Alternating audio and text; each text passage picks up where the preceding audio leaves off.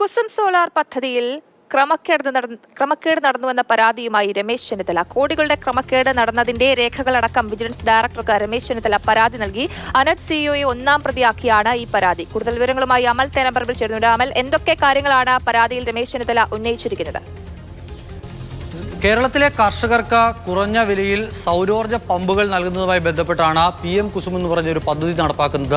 ആ പദ്ധതിയുടെ നടത്തിപ്പ് അനർട്ടിനായിരുന്നു അതിന്റെ ചുമതല. ആ പദ്ധതിയുമായി ബന്ധപ്പെട്ട് അതിന്റെ കരാർ ഒപ്പിട്ടതിലടക്കം വലിയ ക്രമക്കേട് നടന്നിട്ടുണ്ട് എന്നുള്ളതാണ് രമേശ് ചെന്നിത്തല ആരോപിക്കുന്നത്. ഇതിന്റെ ചില രേഖകളടക്കമാണ് ഇപ്പോൾ പരാതി നൽകിയിരിക്കുന്നത്. ഈ വിഷയത്തിൽ കേസെടുത്ത് അന്വേഷണം നടത്തണം എന്നുള്ളതാണ് പറയുന്നത്. ഈ പദ്ധതിയുമായി ബന്ധപ്പെട്ട് കരാറിൽ ഏർപ്പെടാൻ കഴിയുന്ന അനർട്ട് ഡയറക്ടർക്കും സിഇഒയ്ക്കും അനർട്ടിന്റെ ഉദ്യോഗസ്ഥർക്കുമൊക്കെ കരാറിൽ കഴിയുന്ന തുകയ്ക്ക് ഒരു പരിമിതിയുണ്ട്. അതിനൊക്കെ അപ്പുറത്തേക്ക് വലിയൊരു തുക കരാറിൽ ഏർപ്പെടുന്നു. ആ കരാറുമായി ബന്ധപ്പെട്ട് അഴിമതി നടന്നിട്ടുണ്ട് എന്നുള്ളതാണ് രമേശ് ചെന്നിത്തല പറഞ്ഞു വെക്കുന്നത്. 100 കോടി രൂപയുടെ ക്രമക്കേട് നടന്നിട്ടുണ്ട് എന്നുള്ളതാണ് രമേശ് ചെന്നിത്തലയുടെ ആരോപണം. ഈ വിഷയത്തിൽ രേഖകളടക്കം നൽകിയിട്ടുണ്ട് എന്ന് പറയുന്നു. ഇനിയിപ്പോൾ കേസെടുത്ത് അന്വേഷണം ഉണ്ടാകുമോ എന്നുള്ളതാണ് കണ്ടറിയേണ്ടത്.